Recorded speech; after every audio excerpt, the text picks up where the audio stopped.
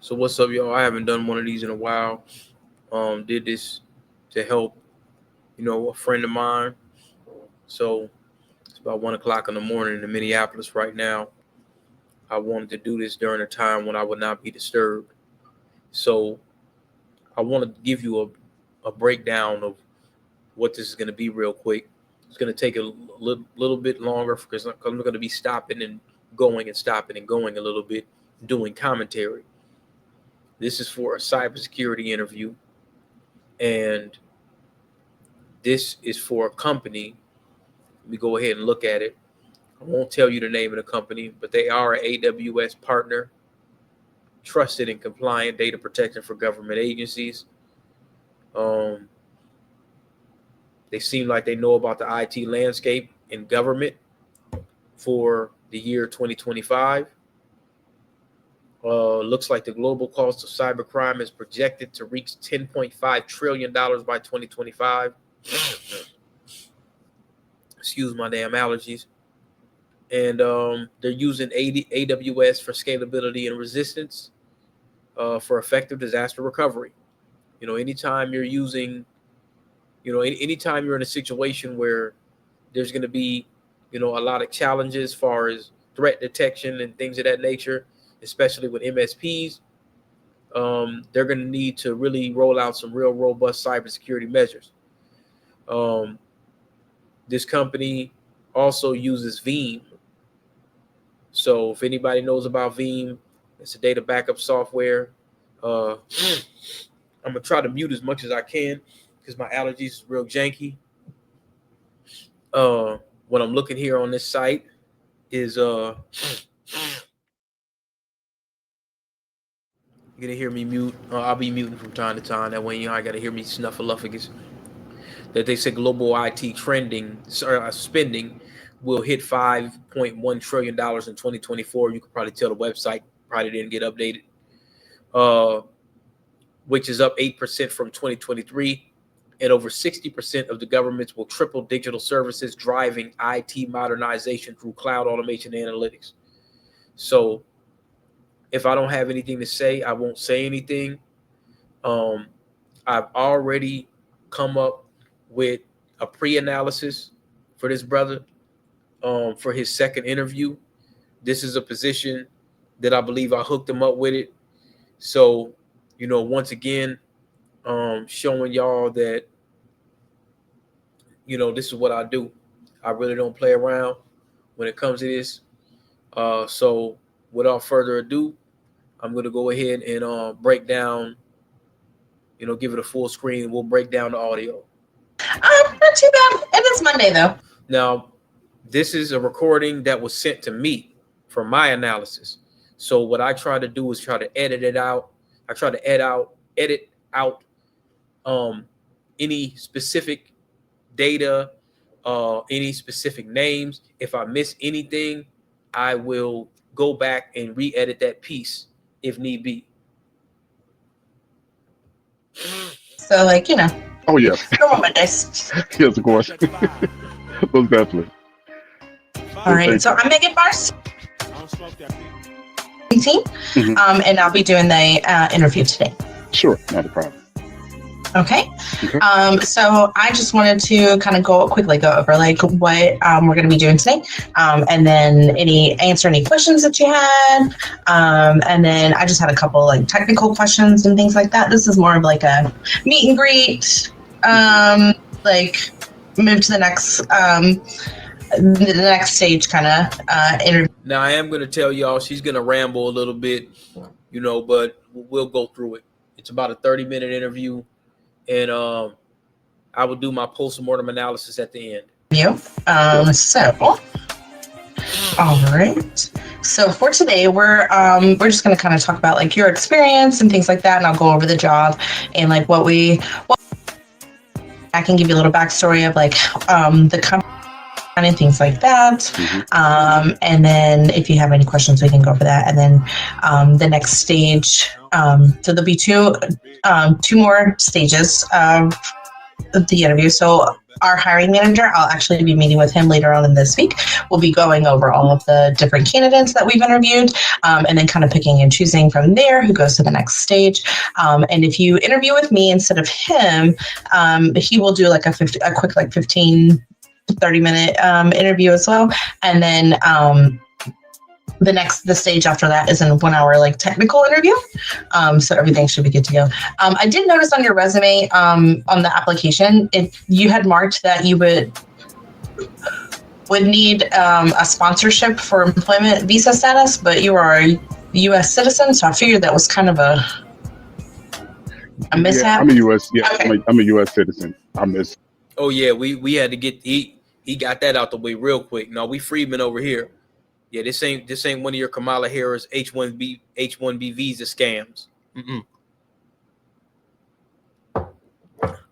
I picked that up. My spidey sense came right up when she said that. That was probably just a mishap or whatever. But no, yeah, absolutely not. No, we U.S. citizens over here. Downo could give us that 100,000. No need to bring no H-1B visas. No need to bring Slumdog Millionaire up in here. Gotcha. Okay, I just wanted to check. I was like, that feels wrong, but I'll ask about that. Okay. Okay, so 3 separate locations that are kind of like our main offices. We have smaller offices in other cities, but our 3 main locations are Garden City in New York, Omaha, Nebraska, and then Ottawa, Ontario. Okay. And our headquarters is for the U.S. is in Omaha, Nebraska. Ottawa, Ontario is where our headquarters for Canada is. So we cover pretty much all of North America. We don't have any offices in Mexico right now. Yeah, that's a good sign. I bet you don't have any offices in Mexico. They probably would throw you back and try to auction you off to the cartel. Anyway, that's a good sign that the company's growing. I've already done somewhat of an analysis on the website, so we'll get into that later. But a lot of times when you're doing these interviews and you see that a company's growing, you see that they're not stagnant. They have offices in Canada. She's already said that they have data centers overseas. And what those are probably data centers, it could be their own or they got them for a little bit of nothing from China or anywhere. And they got them in other places as well. So if they got their own data centers, or what they're probably doing with those data centers is they probably lease them out. They're using the term, it's our data centers. They probably don't own them outright. It'd be no point to do that. They probably just lease the space. But even if they do, whether they do or not, they're paying for them, so it's theirs. But we have 6 data centers in the greater North America. We have one in New York, in Garden City in New York. We have one in Chicago, one in Los Angeles, and then we also have one in Ottawa, Calgary, and Vancouver. You notice some of the biggest markets that they got. That says a lot about the company. They're talking about Canada. They're talking about Chicago, LA. They're talking about the biggest cities. And so we do a lot with U.S. and Canadian companies. They all have different rules and regulations basing on their data, so we kind of just follow what their expectations are for and what their standard operating platforms and things like that. Now, one thing you will understand, I think they got, is it something called the GDPR, or I don't remember, I don't know what it is, but different countries have different regulations. Canada might have a different set of requirements and regulations when it comes to financial or government or whatever the case may be. They must adhere to these policies and these frameworks. So, that goes to show their footprint doesn't just, it's North America, but their footprint covers this country as well as their country. You'd be surprised on how many people that would think, oh, well, North America is all the USA. No, it's not. The average goofball can just open up a map and tell very, very easily that Canada is not the United States of America. You can easily prove that by trying to go across the border and see what happens to you if you ain't got the proper passport. But, that's a good thing that they're able to, you'll be able to touch that technology, and that's a good thing. We'll get into that later. As far as where we send their data and where they want their data to go. And then we also have a couple of data centers. We have one in London, Paris, and then Singapore. Okay, offshore. So now they have data centers overseas as well. That's good. Yeah, a couple of those. Not as popular, but they're still there. We do have a couple of European companies that we support, so that is always fun. Trying to nail down times where everyone is still working. So. Exactly. And so option company was 3 companies that were merged together. You see, I'm chopping up these edits. I ain't letting nothing slide through. I did all that audio work, bro. I'm shopping these edits. Ain't nobody getting no information where nobody can come back and say, oh, well, you said this, you said that, or you got a name, you ain't getting nothing. One was an AWS like DevOps side of the platform. And then the Canadian company and the other part of the US company were both like backup as a service and disaster recovery as a service companies.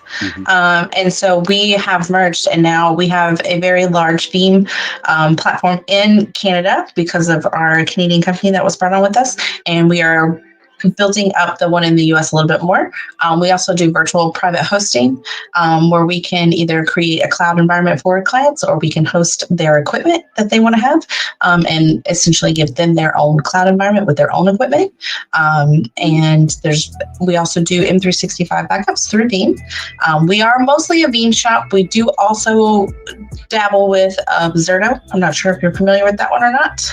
Oh yes, I am. Not that familiar, but they don't want us to touch Zero because that's usually go to like the higher up engineers. Yeah, it is really cool. I think it's awesome what it can do. I've had the fun pleasure of setting it up a few times. I'm muted, my bad. Now, what she's talking about, I'm not exactly sure what that is. It's probably like a piece of software, but the fact that you said that you're familiar with, you said that your previous company, they didn't let you touch that. They're going to probably let you be able to touch that, which is good. I know we had a conversation about being siloed before, at that other place. That ain't by accident. That's by the usual suspects. But here it sounds like you'll be able to touch it. It can be a little daunting, but it gets there. But it's amazing to see it do the replications and it be like 5 seconds behind what's on prod. It's so cool. And then obviously Veeam. So we only deal with Veeam for our backups and our and most of our disaster recovery for replications and things like that. Gotcha. So. And then as far as for like the job, for the onboarding job, we will get our orders in for different clients, either for new or existing clients. And we kind of go through that and go through the details with them, make sure like what we have is what they're looking for. If it's not, we kind of like bring the account manager back in and go, hey, I don't think this is right. And then we also deal a lot with different levels of IT professionals. Sometimes you're dealing with the CEO and the CTO on a call. And then sometimes you've got the guy that just happens to be a little bit more savvy with computers than everyone else in the office. Not really a title for it, but that guy. So yeah, sure. Now let me ask you this question. I know you deal with Veeam. Y'all deal with like the VBR and the VCC, am I correct? Mm-hmm. Oh, okay, gotcha. Because I dealt with those. We deal with Veeam on an everyday basis. Check, see if backups pass, see if the backups fail. And also, if the backups fail, then what we do is we just go ahead and click on the backups. And we could tell also through I'm about to say the wrong word, VMware VCD, but being cloud in there, the VBR, being backup recovery. Usually being backup recovery, if it's like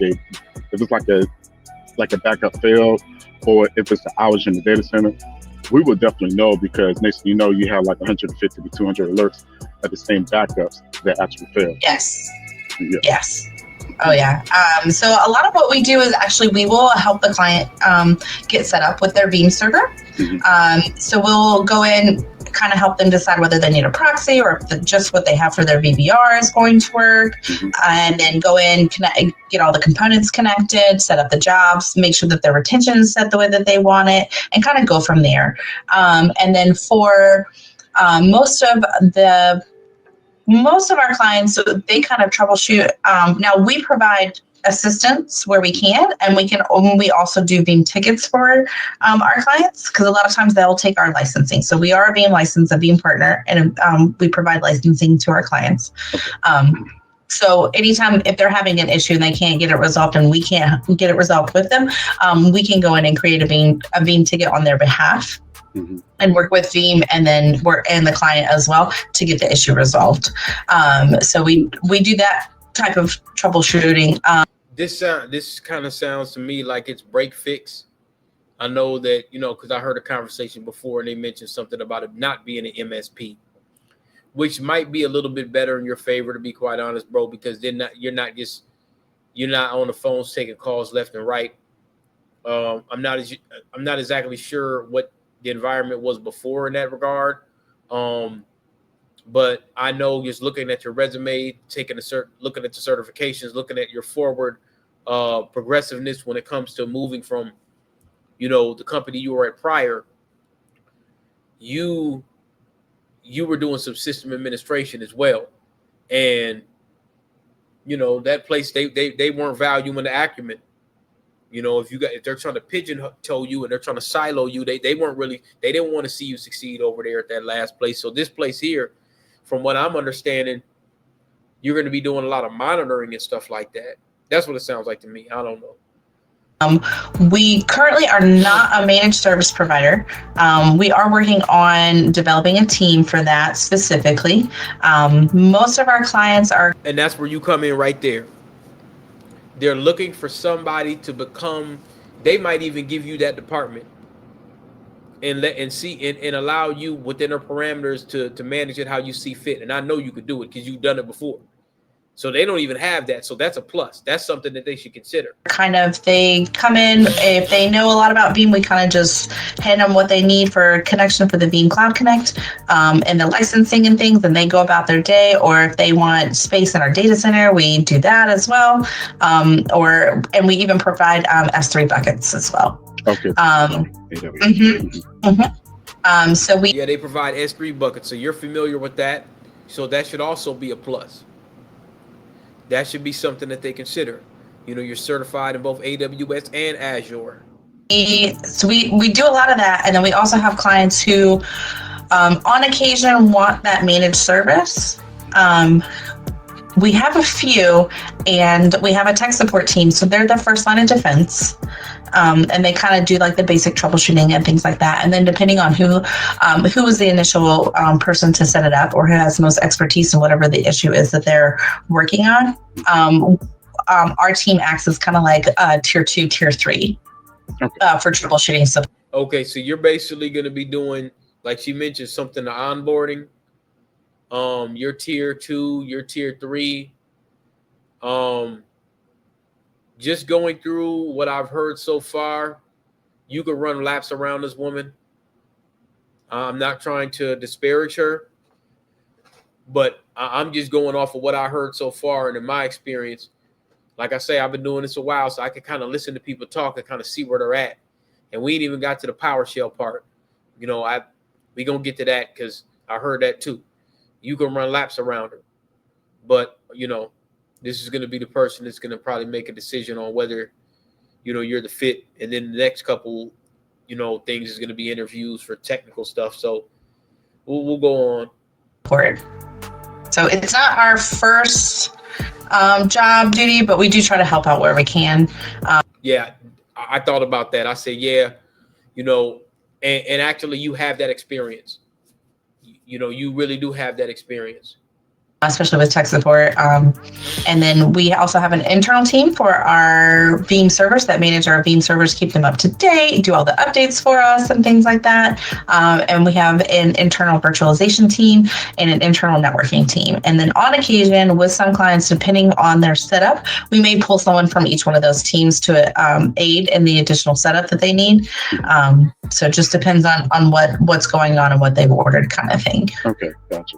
And also too, just to add to what you're saying, what about as far as like the do y'all have like implementations engineer on your team, or that's just the onboarding engineer? That's us. That's okay, gotcha. Yeah. Gotcha. Yeah. Just one. That was a good question. Very good question. Yeah, so we do a little bit of consulting as well for some enterprise level clients. Just depends on where when they come in, like what they're expecting and things like that. Sometimes they just want us to like walk them through like best practices, make sure everything looks okay. And then other times we're hands-on helping them set things up, sending data to one of our data centers for them, getting everything licensed and looking great for them. So, and then we also do recovery as well, or the disaster recovery, where we will set up a virtual private cloud instance for them with VMware or Hyper-V, depending on which one they have. We're expanding into the different hypervisors because of Broadcom, because that was fun for us. So they make everything fun. So, so we are expanding into the different types of hypervisors to accommodate some of our clients that we have existing that are actually moving away from VMware and into different hypervisors. And then from that, it's just kind of whatever it is. So having like a great background in VMware and in Veeam is actually very, very helpful. Before we go any further, do you use, what type of VMware do you use? Do you use like the vSphere and the VCD, which is the virtual cloud director?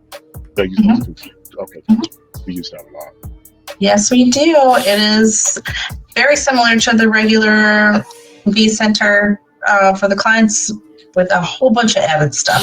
So I had never used it until I started working here, and I was like, oh, this looks so familiar, but it's slightly different, just a little different. So yeah, like it's enough for me to be like, oh, I got this. This is fine. So, not a problem.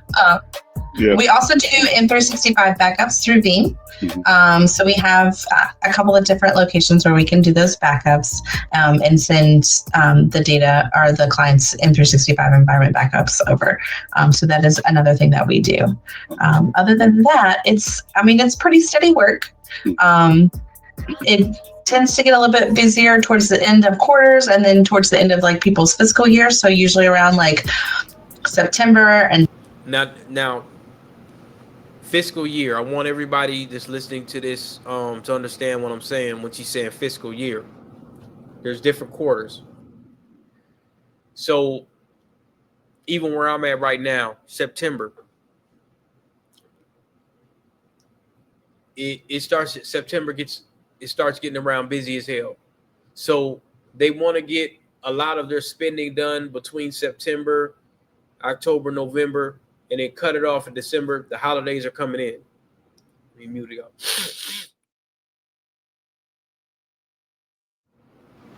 Unlike my cell phone, the mute feature is a lot better on my little, I call it the Yanamamo, the Monomo module, whatever. And yeah.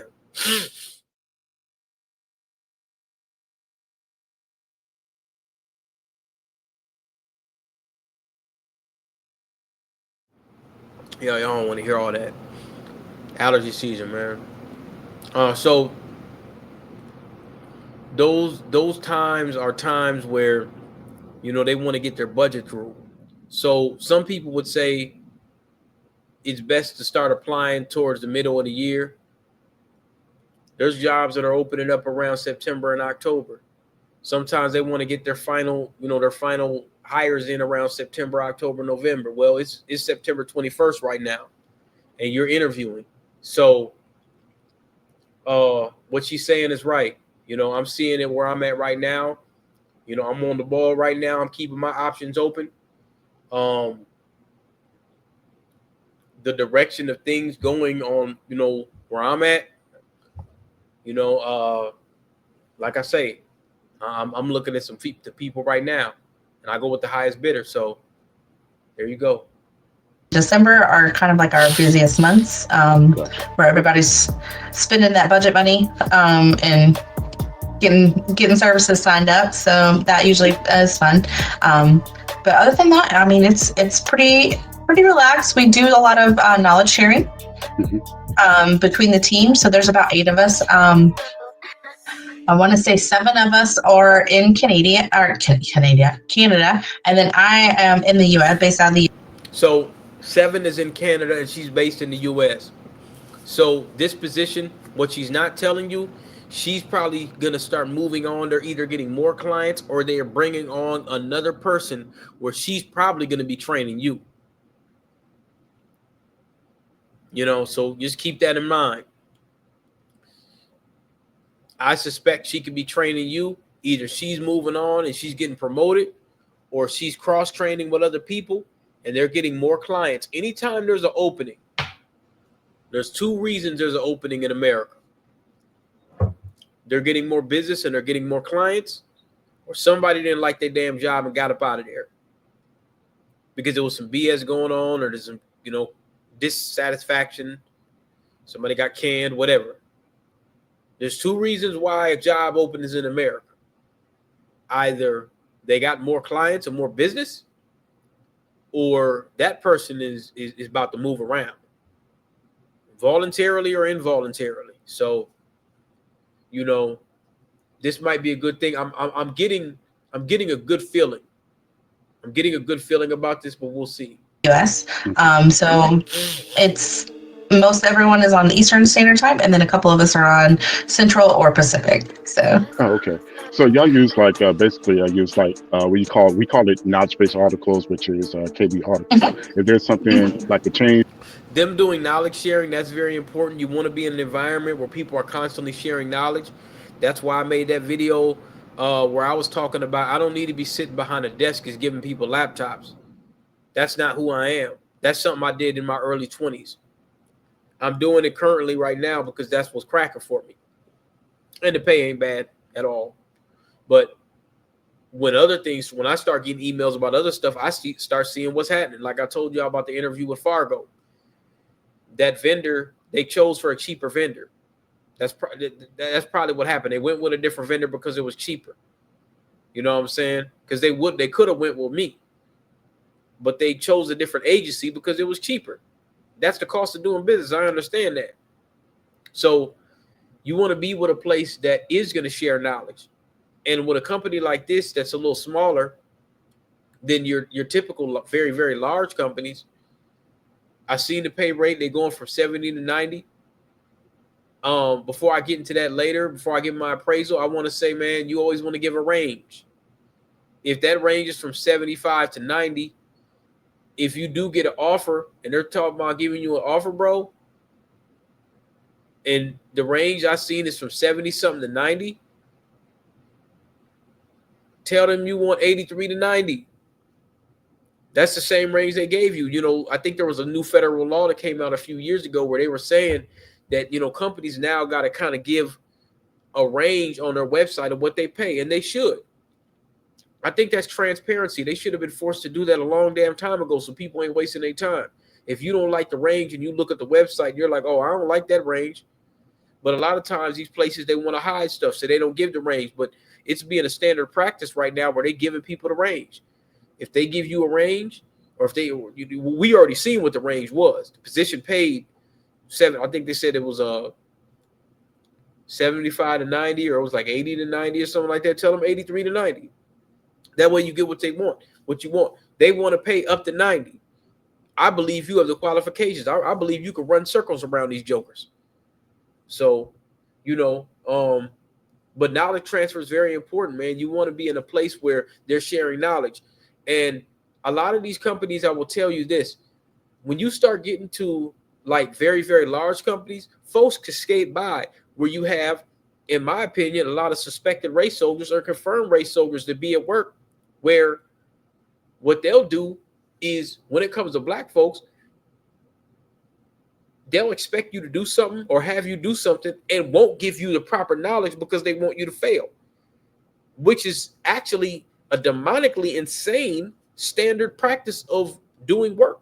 Because if you're there in the work site, things can fail and they could go left because you get in your emotions to the point you want to practice white supremacy so bad against a black person, you won't give them the training and the information they need.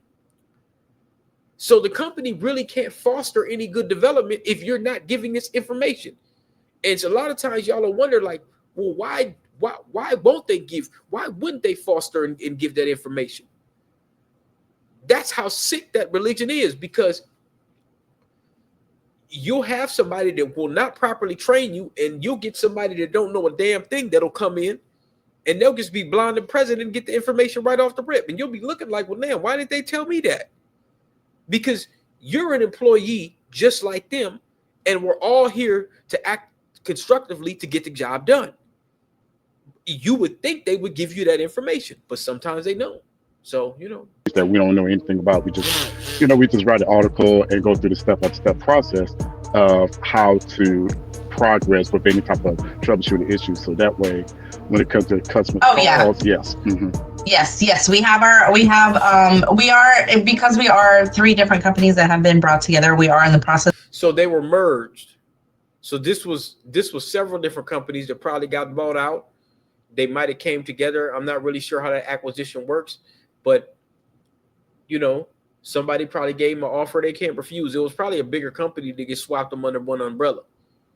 But let me go back and let her and let her expound upon that a bit here. Which is KB article. If there's something like a change that we don't know anything about, we just write an article and go through the step-by-step process of how to progress with any type of troubleshooting issues. So that way, when it comes to customer calls, yes.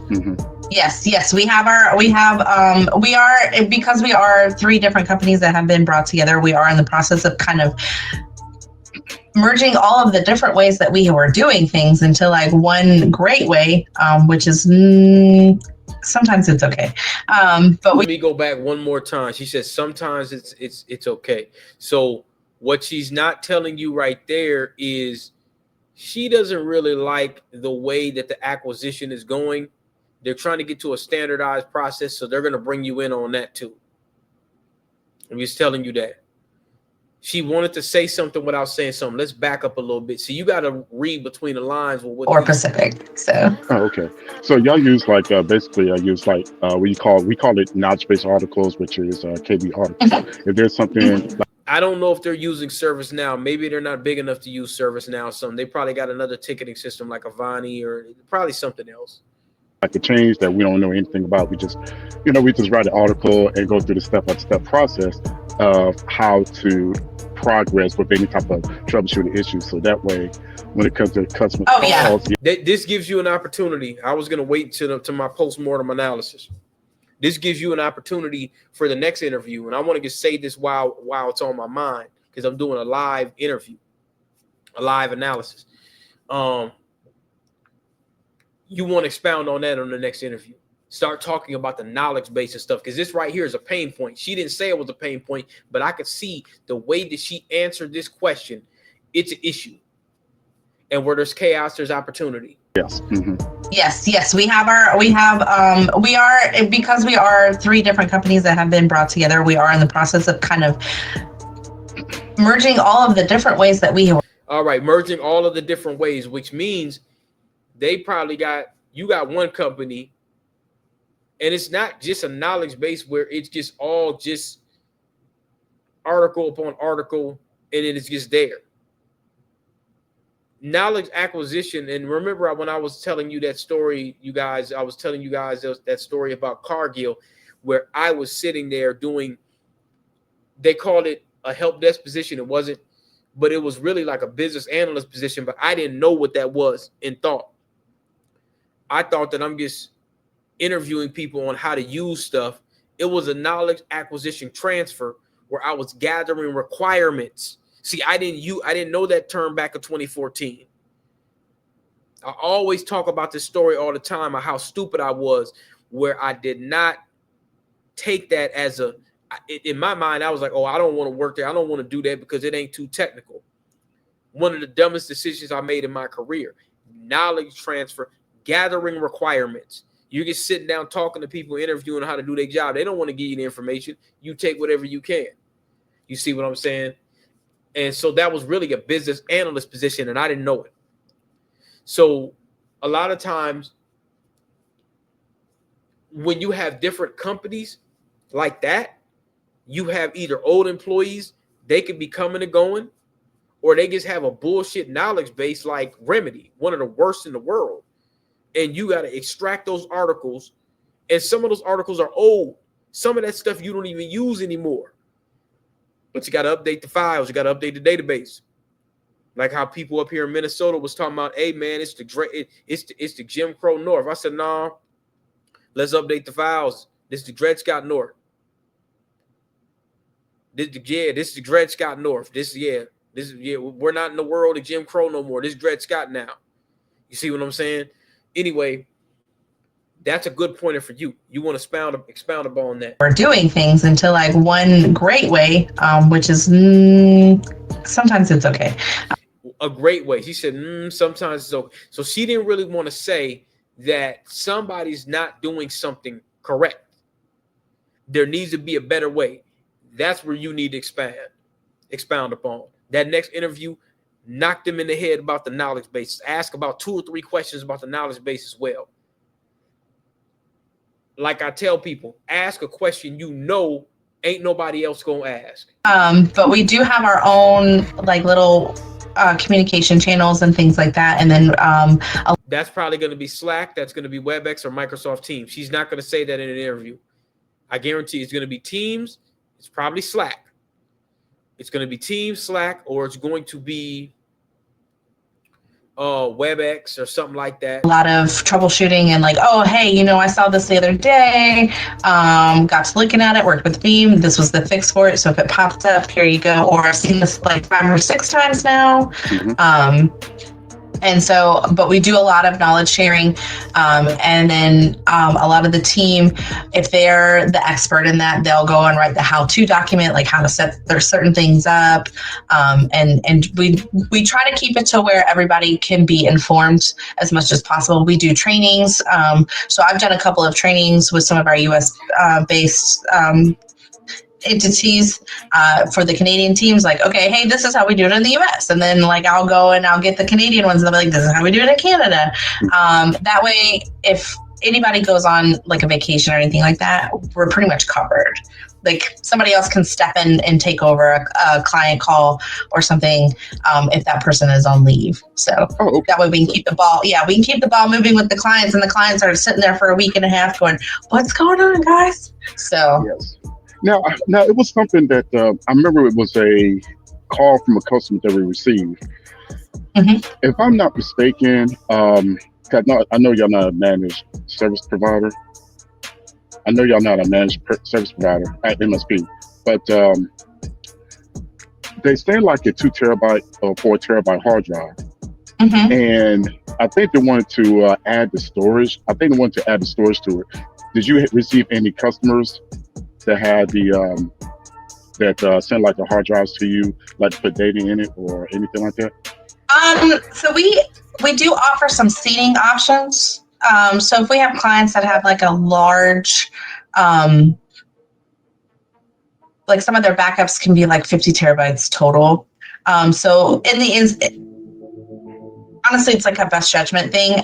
But if they have like a very, if y'all see me closing my eyes, it's late. I'm still listening, but if they're doing a lot of data and they're sending a lot of data and they don't want to send it over the internet the way that we prefer them to, we can get them like a seeding device and get that shipped out to them, have them run the first couple of backups there, send it to us, we mount it, pull the data in, and then kind of do it that way for like a seeding, which is great because then it saves the time of like trying to. Yeah, the more and more I listen to this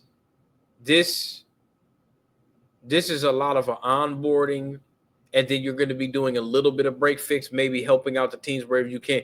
You from what looking at your resume again, you could run circles around these folks, bro. There's no damn reason why they shouldn't give you a second interview. Just what I've heard so far. Because I'm listening to this. This ain't a whole bunch of system administration. I mean, you're going to be doing different things. It's not an MSP. They're saying they're trying to get into that world. There's no reason why you shouldn't get a second. But let's continue. Manually do each one of those jobs and like stay on top of it and things like that, and then nobody forgets, kind of thing. So that is something that we do offer. Okay, gotcha. I didn't mean to interrupt you, but I just realized I called you the wrong name. And I apologize about that. As Megan. You're fine. Sure. You're fine. No problem. Yeah, no. I mean, my own mother can't remember my name, so it's fine. No problem. I've got 5 brothers and sisters. She said her own brother. Okay, well. Go down the line. Sure, not a problem. I just want to like, I don't want to call anybody wrong name or anything like that. No, you're fine. Offended. I promise, it's not a big deal. No big deal. Emily was the one that booked the meeting, so I missed that. I'm not gonna repeat that name, but I missed that. But I might leave it in there. You know, I might cut it out, but I might leave it in there. I don't know. The world probably ain't gonna hear this. If the entire world hears this, that means we done already won.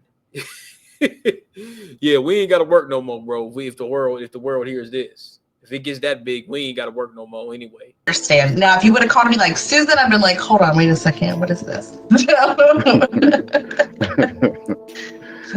I would have had some questions. You hear that chirp? Y'all remember that Nextel chirp? Whoever made this beat got the chirp in it. Let me go back.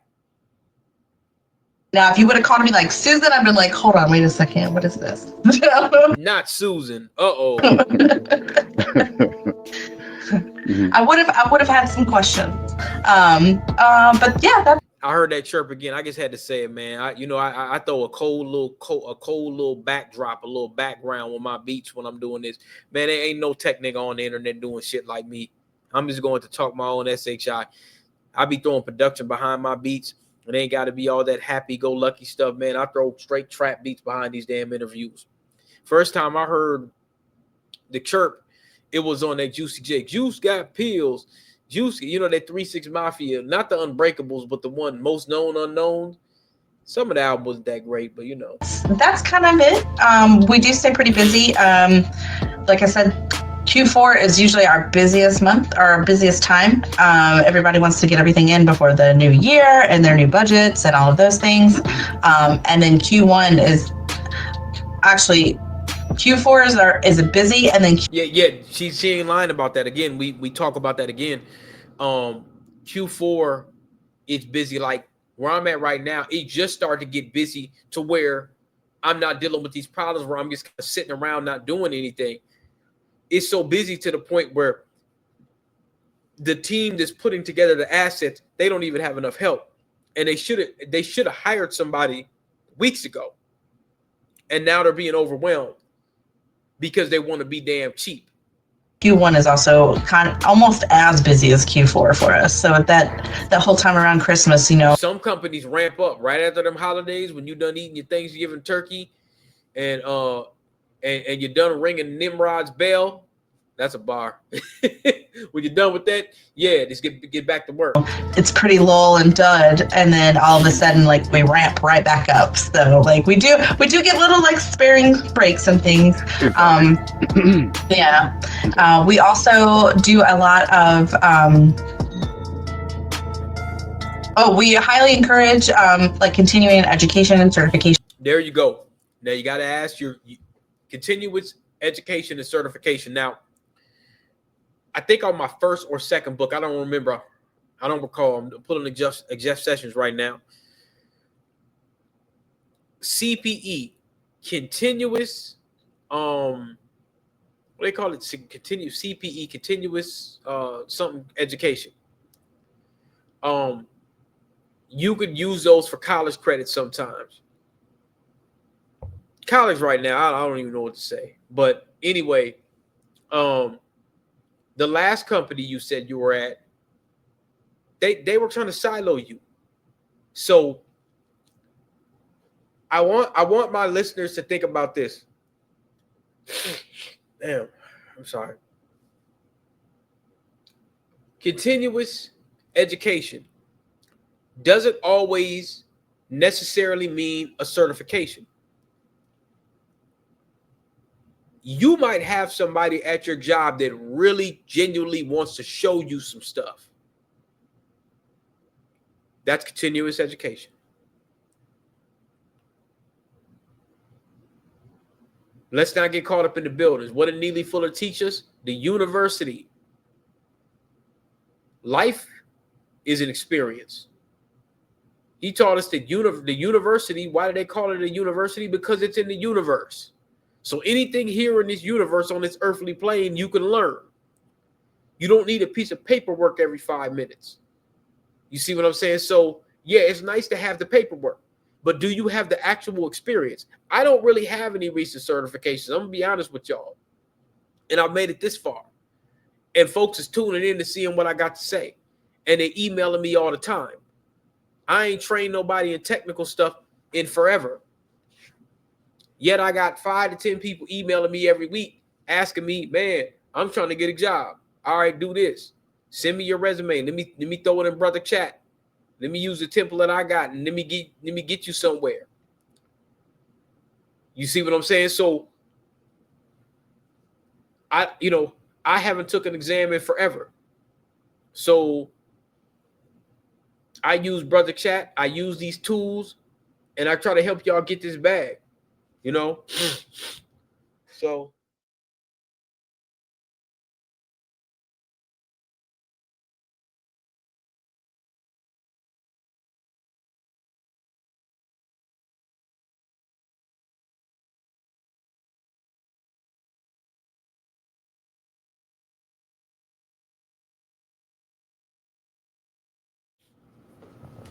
yeah, I had to take a little break, man. It's getting bad down here. I might have to pop a half a Benadryl before I go to bed. Anyway, let's continue. You want to, if they're offering it, take it. You know what I'm saying? And things like that. We have a lot of different programs in order to do that. If there's certifications that you're interested in, you can always talk with managers and stuff like that, and they can kind of get a plan of action or whatever they need to do for a certification that you're interested in. So sure, no problem. Oh, I'm glad you mentioned about that, Megan, because 3 weeks ago, I downloaded the veem, the VCE. Mm-hmm. That was good.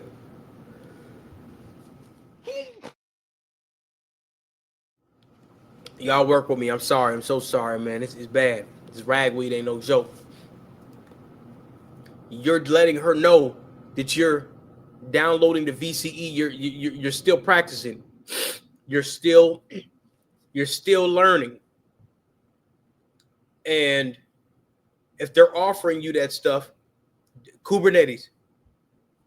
E-certification to study for. Mm-hmm. I downloaded that through Udemy like 3 weeks ago. Oh, yes. I've attempted to do it 4 times in the past 6 months. Every time I start getting into it, I'll get busy with something else. I'm I gotta put this aside for now. So, but we do encourage it. We actually just started a whole new program where they go in and they set dedicated time, and we go in and start studying for it to get our certifications. So, oh, okay, great. Yeah, that's good, because I'm just gonna flat out call it out. When I was at Veritas working at them, they did a lot of punk ass stuff. They said, well, you got to take time on your own. And that, that's something that happens. But they're letting you know, we will let you set aside time to do this. Now, off the curiosity, do y'all use any type of scripting, like any type of PowerShell or? You nailed it right there. If somebody says, yeah, you nailed it right there. When you asked about PowerShell, because now what you're talking about is automation. She don't know a damn thing about PowerShell.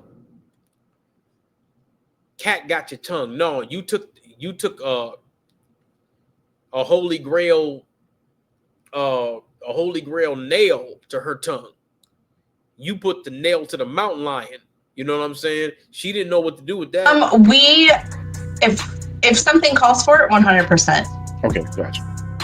It's not a necessary skill that we require. When she didn't answer right away, absolutely, Yeah, I said, yeah, she don't really know PowerShell.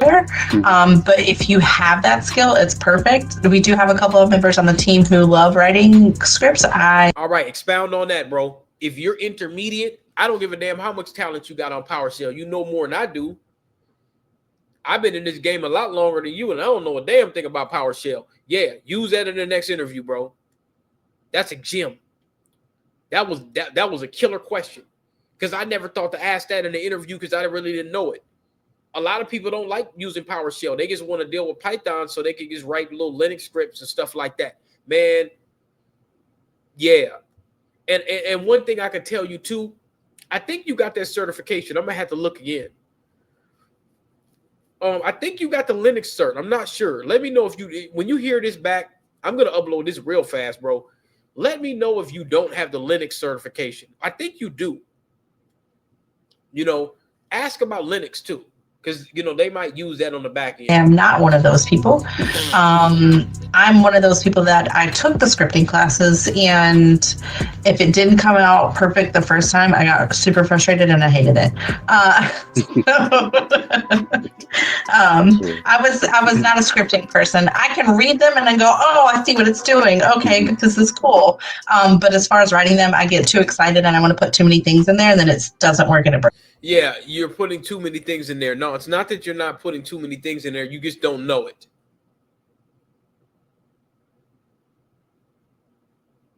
She said Susan. This is Susan babble right now. I'm not disparaging her. She just doesn't know it.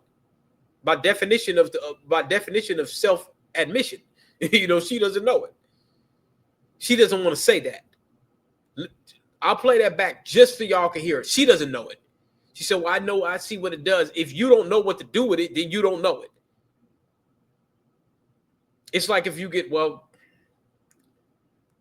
yeah, this ain't rated R. I'm going to say it anyway. Yeah, It's like somebody gets a stripper and she starts saying, well, I've never tried that before. Yeah, you're new. Girl, you should have all the tricks out the box. You should be doing a somersault on this bedroom anyway. I was not a scripting person. I can read them and then go, oh, I see what it's doing. Okay, this is cool. But as far as writing them, I get too excited and I want to put too many things in there, and then it doesn't work and it breaks. So it's great. It's so much fun for me. Okay. When it comes to scripting, for me, I know I know it can be a bit challenging because, you know, you got to go through trial and error. And when you go through the error, it's just like you hit a brick wall. And you're just like, okay, how can I write the script so that way it can execute? Yes. I like how you did that. You pulled the old Negro trick in a book tactic. You let her know I know something, but you didn't make her feel uncomfortable to where she's like, oh, he knows more than me. Oh, this Negro knows more than me. I like how you did that. I do that too. Soon as I start bringing up an expertise or a skill set that I have or something that I know more about than they do, they'll start talking about what they don't know. Because when she started kind of Susan babbling, I said, okay, she doesn't really know it like that by her self-admission. But then like you did a good job, and I'll expound upon that on my postmortem. You dialed it back a little bit. You said, hey, yeah, it's a challenge. You know what I'm saying? You use those little terms and stuff like that. So that was good. Yeah. Like, AD's is pretty, AD's thing part is pretty easy. Random parentheses in there somewhere, and I'm just like, where did that come from? Yeah, the curly braces and the curly braces and the I forget what you call it, but the brackets, yeah, the brackets. The brackets. Oh yeah. And the Visual Studio Code. Oh my goodness, yeah. I use that sometimes. I'm not a scripting person. I'm always like, yeah, if you want to write that, that's super cool. I'll use it. I will use it. So what she's saying when she's saying she's not a scripting person, in so many words, what she's saying is, I don't really do automation and I'm not interested. That's what she's saying in so many words. Yes. But I do not want to write it. So I'm more of a, let's talk this out and see what we can do to make it better. When you talk it out and see what you do to make it better, if you want to save time and you want to get rid of repetitive tasks, you're going to do automation. That's the only way right now. I mean, we're headed into the AI phase. What is she talking about? Like, yeah. So basically, well, like I say, I'm not going to disparage her, but you know, it is what it is. That you're not interested in automation. Sure, exactly.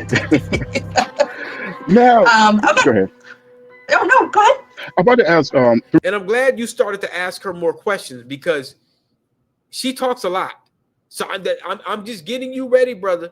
So you know that this lady, she might have a tendency to start wanting to cut you off and stuff like that. So you just got to get bubbly with her, and you just got to start asking questions. You got to take control of the conversation with her a little bit once you get in the building.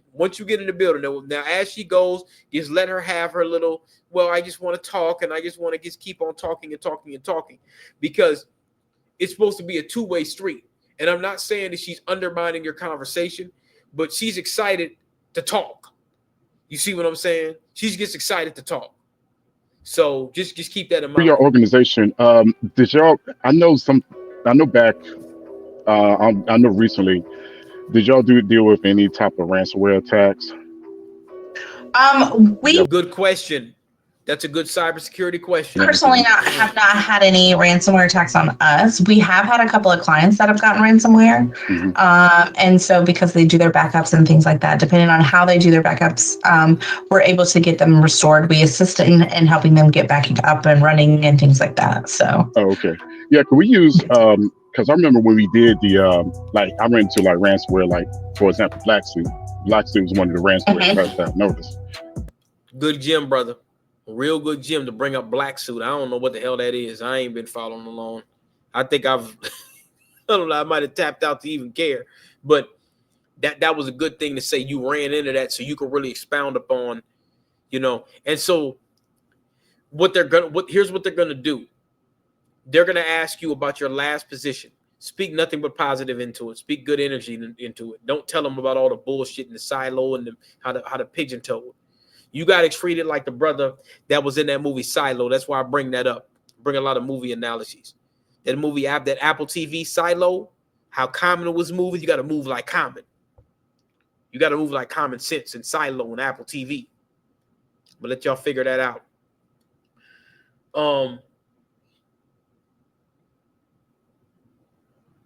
The fact that you had ransomware experience, that's cybersecurity experience.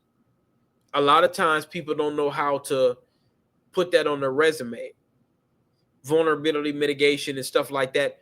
Those are terms that can be used, but now there's a certain way. Like, for example, I had a question on an interview and they were asking me, do you know anything about observability tools? And I was kind of like, damn, what the hell is that? It's something that I use quite often, but I didn't know the term. And a lot of times these folks just want to hear the terms.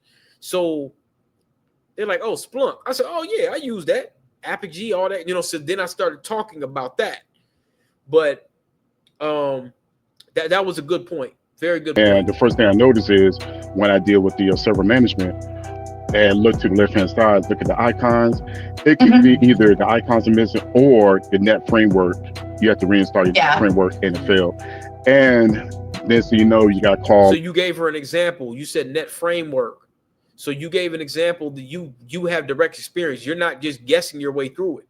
You know what you're talking about. Like a whole bunch of engineers for on call because now your customer environment is down.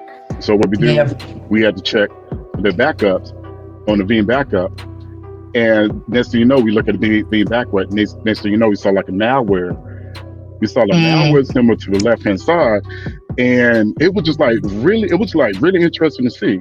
And the backups last for like what? I think it's like 5 to 7 days. If it goes any further, it will crash the whole system because it's a lot of data. But I don't know how well, it depends on how much space they have. So we have some clients. That's why I told you she's a little mouthy. She didn't really want to let you finish. She likes to hear herself talk a lot. I'm just telling you that. Just from me, I don't know her. She probably does that to her husband a lot. Probably drives her crazy if she has one. Whoa, I shouldn't have said that. So yeah, if she's down on that next call, ask that same question, mention that same example in the technical interview? I actually have one where we keep 90 days on-prem. This is one of my managed clients. We keep 90 days on-prem, and then we keep up to 2 years worth of backups in the cloud. And then they also have an S3 immutable bucket as for their 321 premise, or like the guide. So we also have an immutable bucket that keeps 3 years worth of backups there.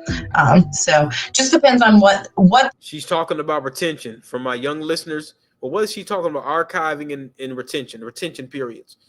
A lot of companies, especially like law companies, sometimes government, especially law, they have a retention period.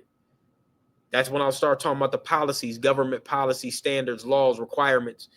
They got to have that. They're wanting and how, and honestly, how much they want to spend.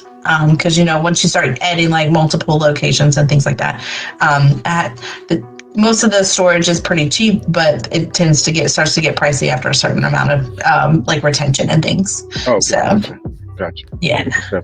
Yeah. The longer they want to keep it, the more space they need, the more expensive it gets, and then everything gets real confusing for them. So. Facts. Yes, exactly. Facts. Now, another quick question is: are there any different laws in Canada that's different from the U.S. when it comes to? Great question.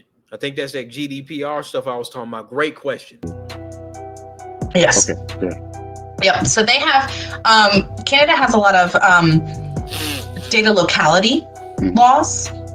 So a lot of times what will end up happening is they will keep their data in. That's a gem for y'all. Familiarity with data locality laws. Put that in your resume.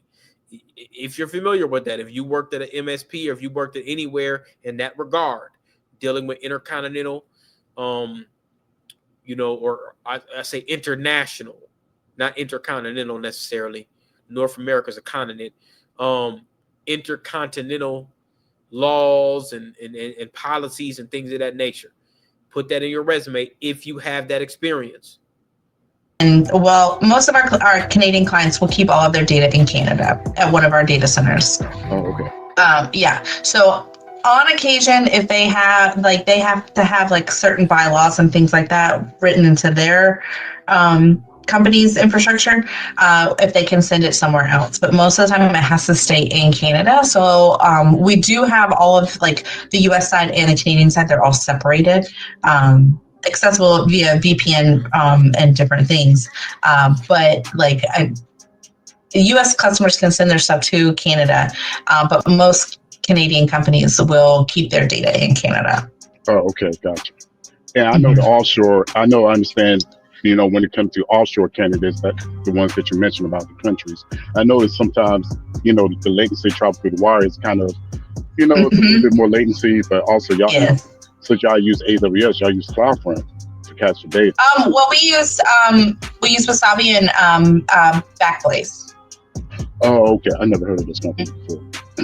So they just do S3 buckets. They don't do. We do have some AWS on our like on the side. Like we do have some clients that prefer AWS, and we do accommodate them. But the majority of the things that we set up are either Backblaze or Wasabi for the S3 buckets. Oh, Wasabi. Yeah, I've heard of Wasabi. Let me look that up. Matter of fact, I'm gonna put that in my notes. We'll talk. Yeah, I heard about Wasabi. Chemo Wasabi.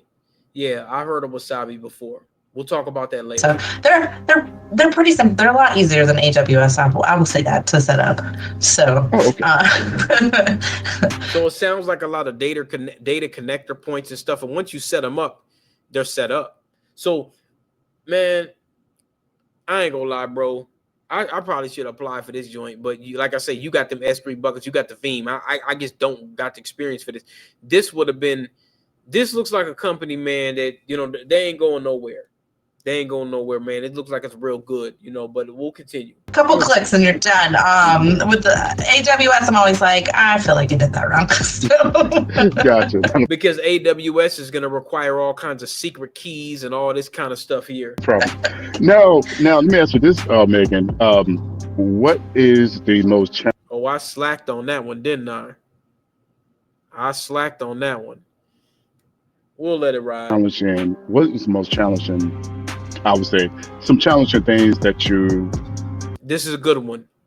You're answering this. You're asking this question. That was I slipped on that one, but yeah, that you're in the right direction right here. You're starting to, notice 30 minutes, you're 24, 25 minutes into the interview. If it's a 30-minute interview, now you want to start nailing them with questions. Usually what happens is they tell you an overview about the company. She kind of babbled on for about a good 20 plus minutes. I stopped to do my commentary, but this is only a 30-minute interview. You want to start leading the conversation with questions at that point, because she done already said, so you got to kind of get what I call a feel for the virtual room. You want to get a feel for what's going on. That you witness inside your company through like your day-to-day process. What's the most challenging? The most challenging? I don't know. It has been, I've been here for a little over 3 years, and it's been probably one of the most like relaxing, peaceful places. What she's saying, I'm going to break that down in layman's terms. You set up the onboarding, you do the connections, you help with a little break fix here and there, and you call it a day. They're working remote, so you can get in there, you put your little things in. That's why I always tell black folks, man, you want to get in tune to European culture so you know how to operate within that hemisphere. I didn't say that you were interested in it. Did you notice that? Did anybody notice that tonight? I didn't say you were interested in it. I said get in tune. So when things that they start to mention, like I don't know a damn thing about Seinfeld. I don't know a lot about Family Guy. But I know that Seth was the one that wrote Family Guy. Some nigga named Seth. You know what I'm saying? Like, Wikipedia is a resource. I'm going to tell y'all a little story real quick before we go on, because this is about to be a wrap. And then I'm going to do my postmortem analysis. I was on a high floor with some high-level dudes. And I usually just have people come down and they come get their laptop or whatever, but they high up.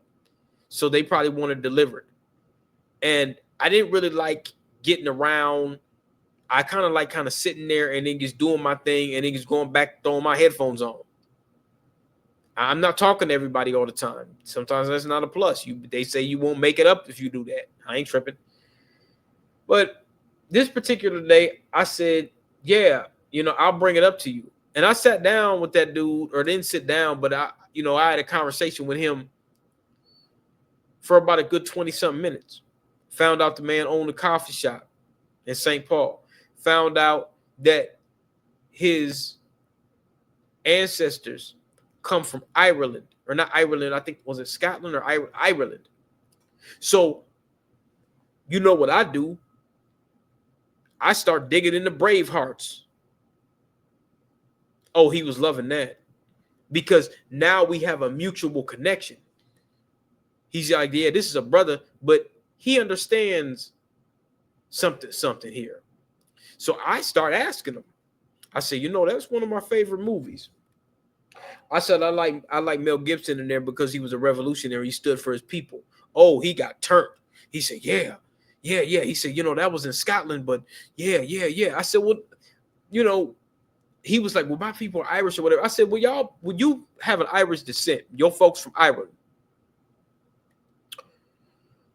I said, how did y'all feel about the movie and how y'all were depicted or whatever? And they ain't had no problem with it. He said, but that was Scotland. That was over there. I said, so was it kind of accurate? And he was like, yeah. And I said, man, what took me back is when that man that got married and them nobles basically said they could take his wife. He was like, yeah, man, that was. So do y'all understand what I'm trying to tell y'all?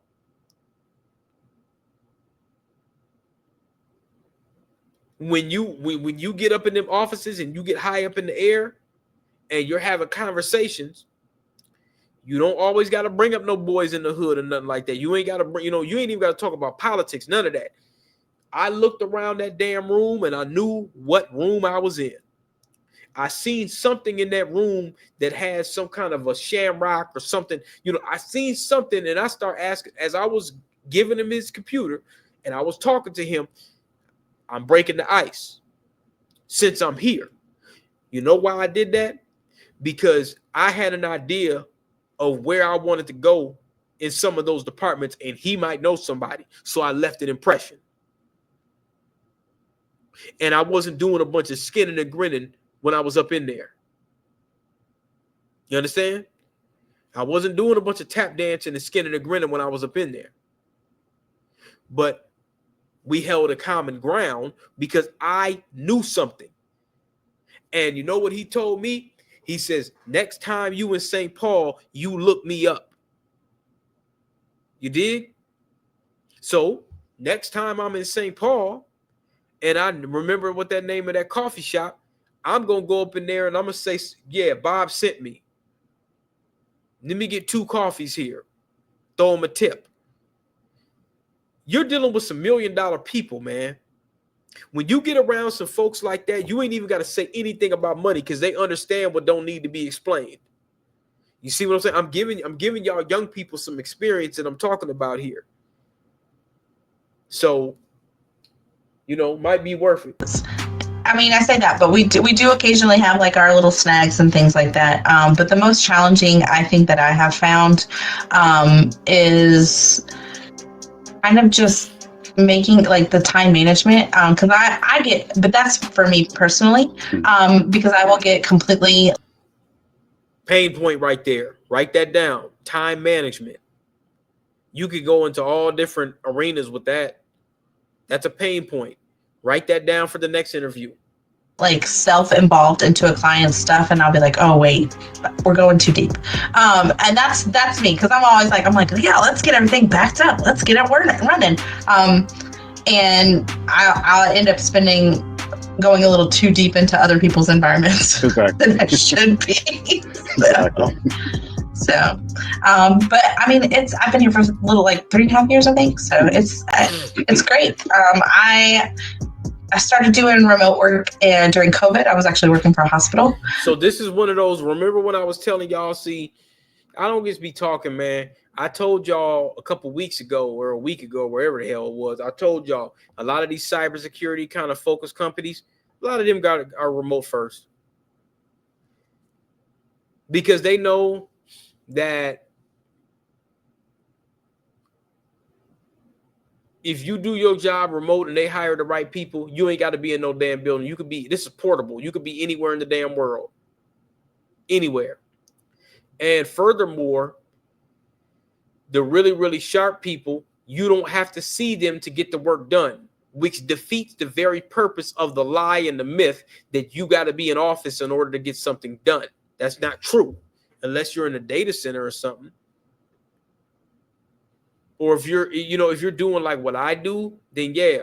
And my apologies, y'all. I'm going into 1 hour and 12 minutes because I'm kind of breaking it down and I'm analyzing this stuff. But yeah, it's remote first. A lot of that stuff is remote first. I heard that Donald just signed something, or he said something about H-1B visas. They need to cut $100,000 check if they want an H-1B visa. A lot of these companies ain't going to want to pay that. They're not. And I think that's fair. You know what I'm saying? Hire within. You need somebody, hire an American. You got some foundational freedmans over here right now, man. We ready. You know what I'm saying? Since we Black Americans, we lazy, right? They say we lazy. Okay, yeah. Let me get that $100,000. You know what I'm saying? Slumdog Millionaire, you can kick back. Yeah. Let me get that 100. We could do that work. Yeah, we got some American people who can do that work. We got some Black and white Americans that can do that work. You ain't got to send that over there. Send that to us. We could do it. You know what I'm saying? Some people might say that's foul for me to say that. Hey, man, we could do it. I might have to come back out of retirement and open up another AWS or Azure program. I might have to, straight up. I might have to ramp up a little bit and come back out of retirement. Yeah, we could do that. Holla at me, Donald. We can get that done. I get an IT training course. We get that done. Send that money back over here. We can for sure get that done. We ain't gotta say, you don't need no jet. You ain't got to get no jet and no H-1B visa and spend $100,000 to get them up over here. We get that done right over here, right now. For sure. I get that done. Y'all think I'm BSing? I'm dead serious. Yeah, your Secret Service get in touch with me. Holla at a nigga. I get that done. Y'all ain't got to spend 100. I get that done for 60. I get some brothers in there for 60, 70. I could clean it up. I've done it before. I could get y'all some folks in there for 65, 70. Believe that. I can get it done. Holler at me in administration. Have Patel, the DOJ or whatever, holler at me. I can get it done. I got a track record of getting this shit done. I can get that done for sure. Doing IT, and then they did the return to work, even though we did 2 years of being at home. I was like, I don't need to be there. I don't need to be in the hospital. Yeah, she's like, hey, I don't need to be in the hospital. I feel her. She's around all that what I can't. They'll ding me if I say it. They call me misinformation. Yeah, she ain't want to be around it. I get it. Hospital with the sick people, like I'm good. So I really enjoy it though. Like a lot of our team members are really great. Everyone wants to help everybody else. I have yet to have one of my coworkers go, no, sorry, can't help you with that. That's a good thing, as opposed to your situation before that you told me about, bro. That's a good thing. So not one of them, but they're always like, hey, I don't have time right this second, but can we meet up this afternoon? I'm like, yeah, sure, not a problem. So but yeah, they're all pretty fantastic. We all stay pretty busy. We do have some like team building things where we do like trivia with like the whole company, or like a little like virtual happy hour, and do like scavenger hunts around your house and stuff like that. So if you have like kids or anything, and the kids are home from school, they like encourage the kids to be on camera. They love the scavenger hunt. See, now that's a good thing too, because a lot of companies will tell you, man, get your kids up out of there. We don't want to hear them, stuff like that. Man, when I was working remote, I heard kids, I heard crows. No, did like crows and chickens, and for real, I used to hear all kind of stuff in the background and stuff, man. So that's a good thing. Daughter does. I'm always like, yeah, go find that. Whatever she said, go get it. So that's great. Yeah. That's great. Sounds like y'all have a great company culture. That's what it sounds like. The culture is amazing.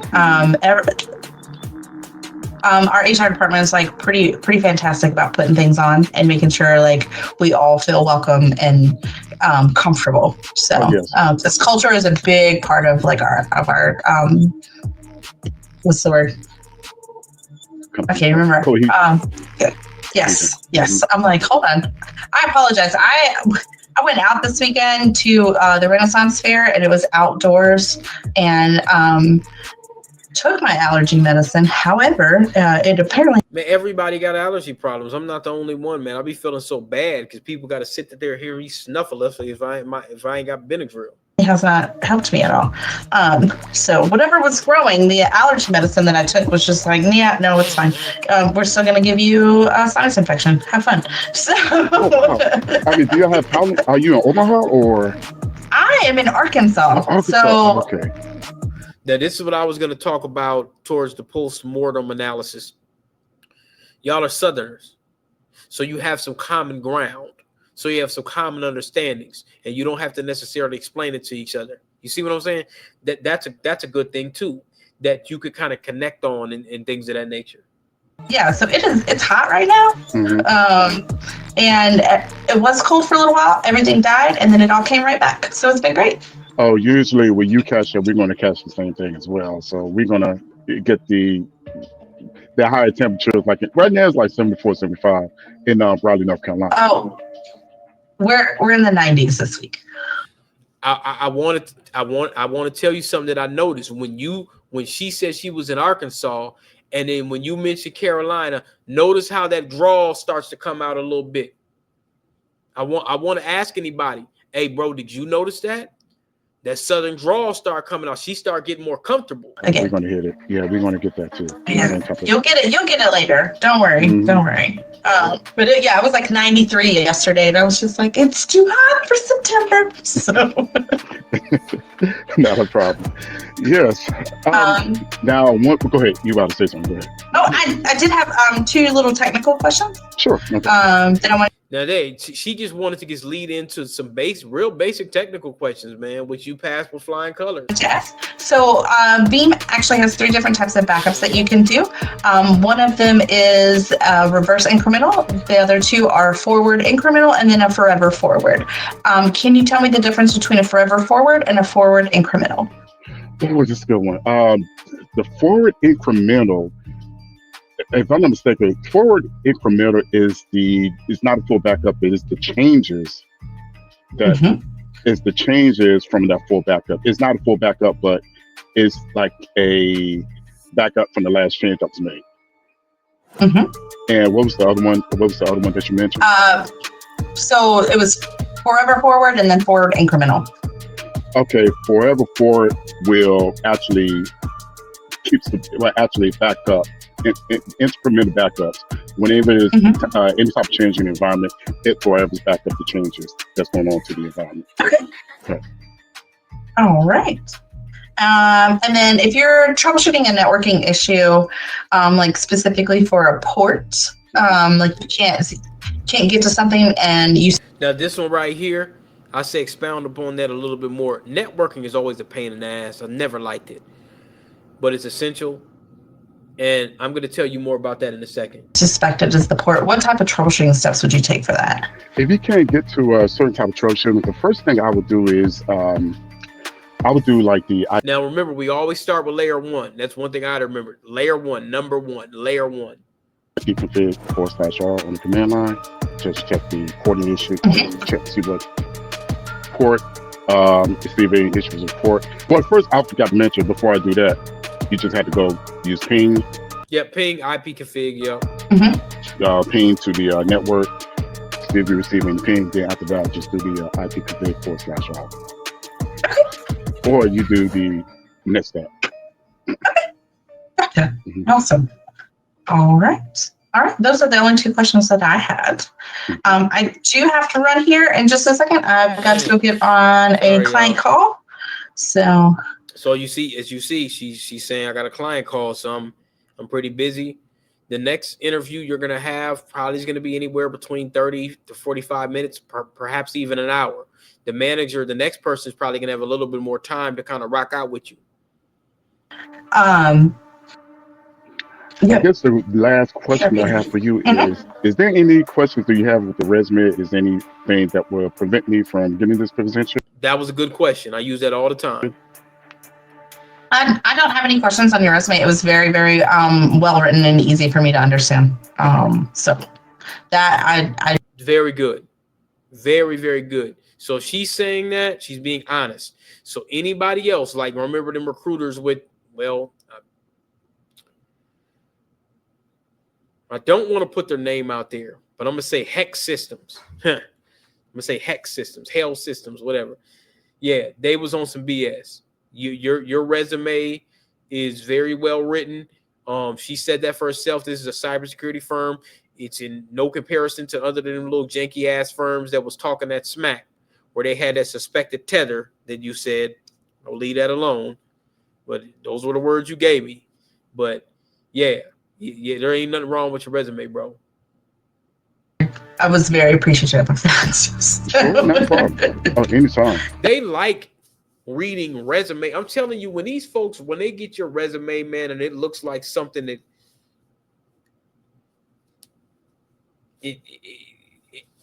it looks like something.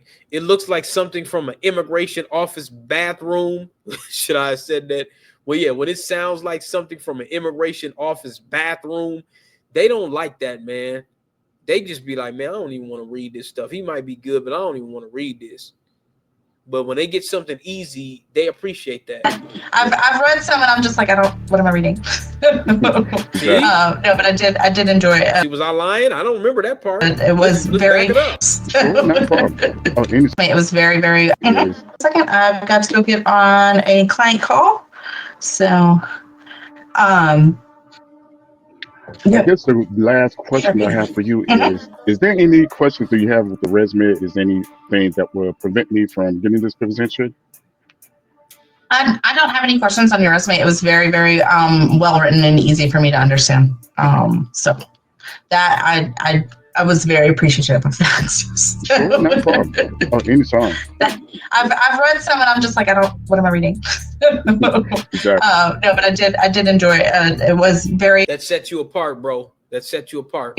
Very easy for me to see that you did have like veem experience and things like that. So, because that's kind of what we're looking for, is like somebody that's got a good understanding of the veem software and like how it works. Because in this role, we are the experts. And so the clients expect us to know like almost everything. Obviously, we can't know everything about veem, but the majority of it. So, okay. But that's it. Okay. And then, so I will have a meeting with the hiring manager. I think about Thursday this week. So you should hear something either way, whether we move forward or if not, by next week. So probably, I would say probably Tuesday or Wednesday. It's usually Tuesday. Mm-hmm. Okay, gotcha. No problem. It is nice. It's a pleasure talking with you, Meg, and thank you for your time. You too. I really do appreciate it. Thank you so much. All right. All right, take care. All right. JW. Now I could go into turn this up a little bit, throwing my reverb a little bit, like I'm a rapper. Put my brother Malcolm glasses on. I gotta put my glasses on for this one, like the what's that one brother that was in Canaan? You remember that little I know y'all remember that. I remember that. Anybody that watched Canaan, Joey Badass's brother, he said, I don't flee. I don't come across. Yeah, he said, I don't flee. I didn't come across no damn raft or no boat. I stay in my war. Y'all remember that? The dude that had the brother, I got to put his glasses on. So look, this is the post-mortem analysis. This is the post-mortem analysis. Let me turn down the music a little bit. All right, so look. This position, this is the notes that I got, and I'm going to load this up. This doesn't look like a position where you're going to have to look over your shoulder a lot.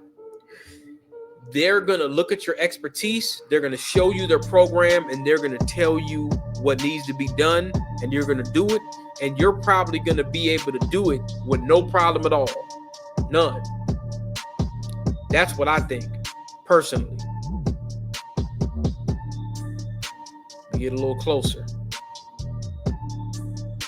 Let me get up close and personal. There might be some sisters on here that likes my hat.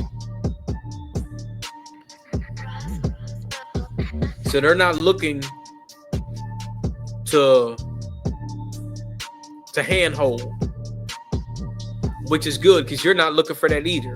You're just looking for the opportunity, and you ain't looking to be siloed, right? So, in my opinion, it appears to be a good place to learn and expand beyond the place that you were at before. Does anyone agree so far? For the listeners that don't know what was going on before, the brother was getting siloed. He was getting pigeon-toed at the last place. So I want everybody to know that. You do this, man, and that's all we're going to have you do. Oh, wait a minute. I want to learn more of that.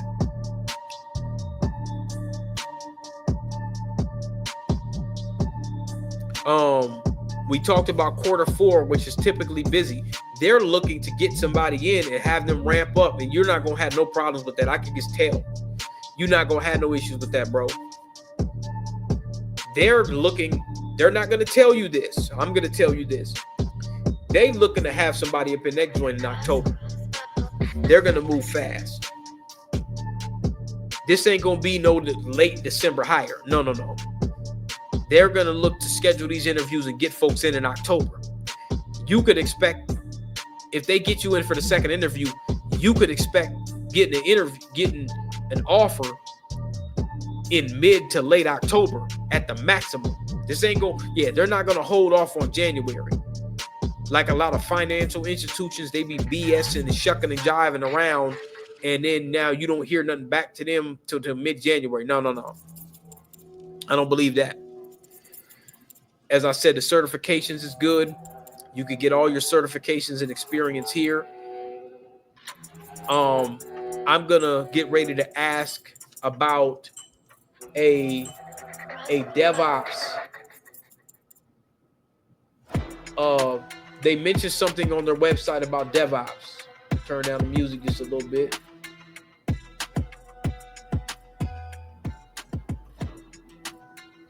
Want to keep the bass in there a little bit. And this sounds like Shinobi off the first Nintendo a little bit. Oh, damn. Hold on. Who did this beat? Hold on, wait a minute.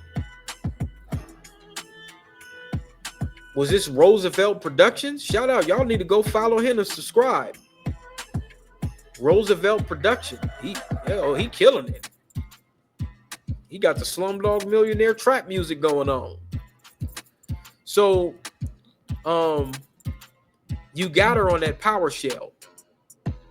That was a good one. You got her on that PowerShell. See, when you say PowerShell, you're talking about automation. Some people use Python. You got her on that PowerShell. When you start talking about scripting and stuff like that, that's not something she really rocks with, because she would practice it and she would be able to augment that environment. That's an opportunity for you, bro. That's an opportunity for you. So she doesn't really know it like that. She just didn't want to say it. She just said in practice and all that, but she didn't really know it like that. That's good for you. And as I was saying, I like how you dialed it back a little bit. You didn't make her feel threatened. That's an art of war move. You didn't make her feel threatened, bro. You made her like, okay, yeah, it's a challenge. You know what I'm saying?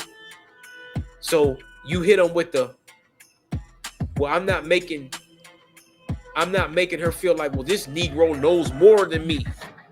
That was good. Because from what I understand, I've never seen her resume, but the way she talks, I can tell how people talk. The way she's talking, she don't know more than you, bro. I'm just gonna be honest with you. She don't. And that's okay. That's fine, because you're not trying to be the superhero, but virtual happy hour, that means remote. Anytime you hear a term like virtual happy hour, they might fly you out to Nebraska. You might be able to drive through a couple cornfields, you know what I'm saying? But they probably won't. They'll probably just ship you a laptop and get you ramped up, so you won't have to go in. But if they do want to go into headquarters, go ahead and go, bro, for sure. Oh, they killed this beat. Oh my gosh, what the hell is this? I'm using this beat again. Jeez. So you could tell he kind of dibbled and dabbled around some Middle Eastern samples with this. This is dope. I like this. I'm getting some Prince of Persia vibes. PlayStation 2. So they mentioned it's a family-friendly environment. I like that. I like the fact that it's a family-friendly environment. That says a lot. And that's why I mentioned about certain things. I like to use TV shows a lot of time when I talk to the folks. A lot of them listen to Game of Thrones. So I speak that language. I don't really bring up no nigga shit like that. I bring up they shit. I bring up Game of Thrones and stuff like that. Man, this beat is slamming. Damn, what is the name of this beat, man? And the very fact that you got this interview, like when I sent this to you, bro, I was like, man, I don't know. I'm hoping he gonna get it. You apply, they hit you back pretty quick. You got to let me know how fast did they hit you back. They hit you back pretty quick, right? Within the week.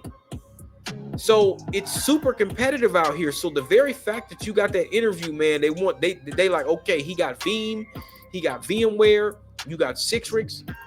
So those certifications you have as well, they like your resume. That set you apart. It was very concise. I don't remember if I remixed your resume for you. I don't remember.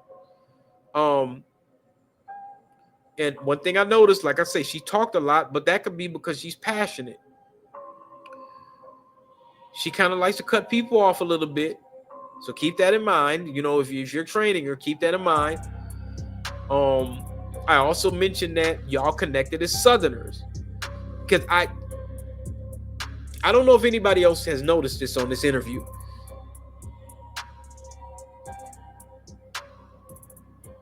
Her dialect, some of the words she was using, it wasn't necessarily a lot of slang words, but she sound, I seen what she looks like, but I listened to her and I seen what she looked like. She looked like she may be messing, she might have a Jerome in her body bag. She looked like I'm just saying, she might look like she might have had at least one Jerome in her body bag. I don't know if she had some trips to Little Rock before. I'm just saying. Nothing wrong with that. So, I didn't suspect anything really funny style. You know what I'm saying? So they want Veeam experience. You have that. Which you have. You have VMware, you have PowerShell, you have Citrix, you have managed service provider experience. That sets you apart. Your resume sets you apart. You have several cloud certifications. You have system administration experience. You were pretty much a system administrator at that MSP. That's good. So you should be able to onboard with no issue. So I don't see a whole lot of subversion happening here. This company looks like they need to let you know the information because you're on board. The next interview I recommend for you to expound upon networking troubleshooting mainly from the OSI layer. Leaning more towards the cloud. I don't have no cloud certs. I barely touch the cloud anymore. You could ask a question, is there any port scanning? Like when they start hitting you with these network troubleshooting things, is there any port scanning? Do y'all deal with firewalls? I know you're not an MSP, but do y'all deal with firewalls or something like that? Is another question I got for you. You're AWS dude. Is it Cloud Max or is something like that? Basically, is there any AWS or Azure firewalls that might be in the mix that could port security guard turned on, or is port security turned on? So speak to that. Speak to the cloud and speak to the S3 buckets if possible. Here's a question you asked for the interview. What is the 5 to 10 year future for this company? You know, you want them to know you did a little homework. I went and looked at some of the case studies. How were you able to partner with Veeam in 2024? Like I say, you ask questions that ain't nobody else gonna ask. You ask those questions. What would you like to improve? You already asked that. You ask that guy the same question because he's gonna give you technical answers. These are the questions you ask at the end. And then you could ask this too. What don't you like or is challenging in this environment, and how can we refine it? Because now that's putting your tinfoil cap on. You're letting them know, all right, because a lot of times people don't, that question, it's not that they don't like it, but they don't know how to answer it. I asked them the same question. I interview these people. I don't come from, back when I first started, I came from the little humble, little, scared kind of peeking behind the snail kind of. I don't do that shit no more. I interview their ass because I let them know that I'm valuable. I don't be shy at all. I don't do that no more. I don't be shy at all. I'm humble to an extent. I'm letting them know I'm coming in here and I'm trying to, I'm trying to enhance the business. You want them to think like that. So I asked them, what don't you like?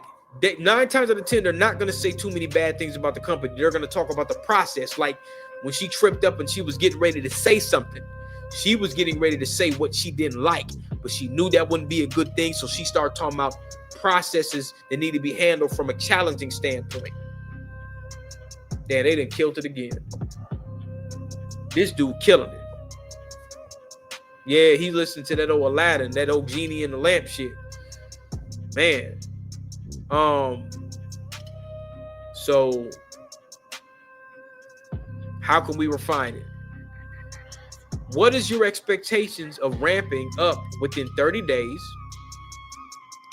60 days, and forward progression within 3 to 6 months? Just like that. Ask that same damn question. Practice it 3 times in the mirror like Candyman if you got to. Ain't nobody gonna ask that shit. Then now you start talking about your interest. I have an interest in containerization technologies like Docker, Kubernetes. Open up VirtualBox. Play around with it a little bit so you can kind of speak to that. So you know what a YAML file is. YAML.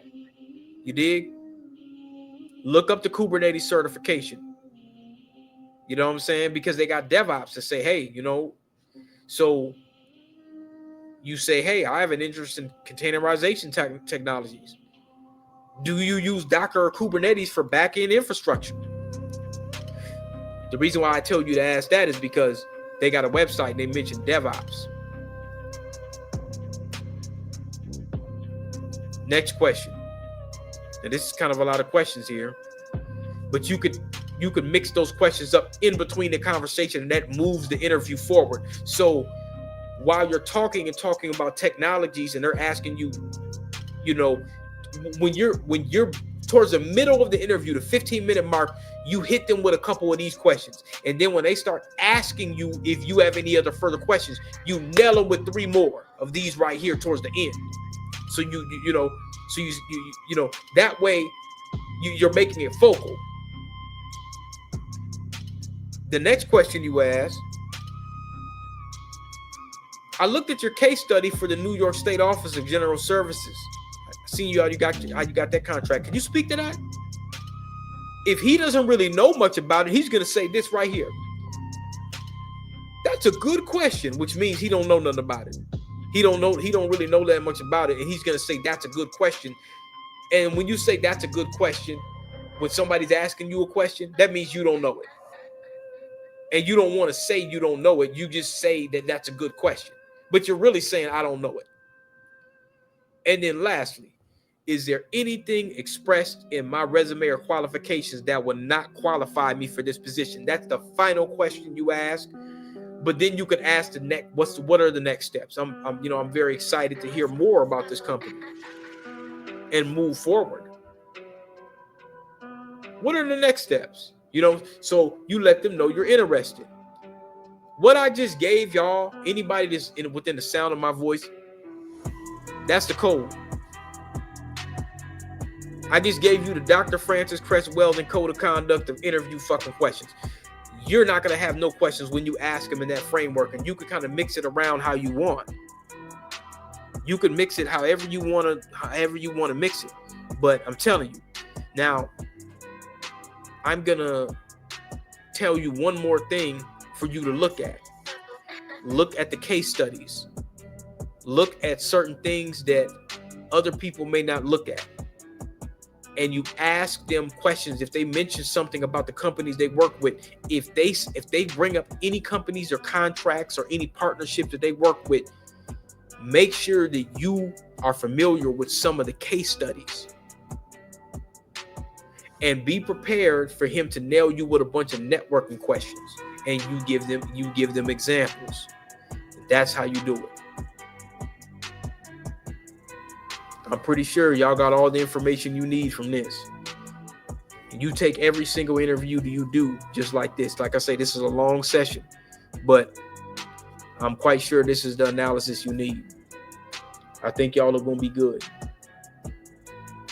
So what I'm going to do is I'm going to do one more analysis tonight. It's going to be, I posted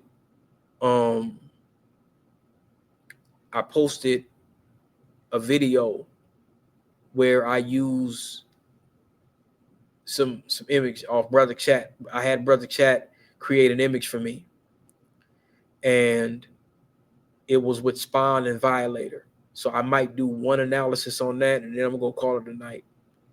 It's like 2 in the morning, almost 3 in the morning. So I'm gonna do that for y'all, and I'm gonna show you why I chose that image. So appreciate y'all listening.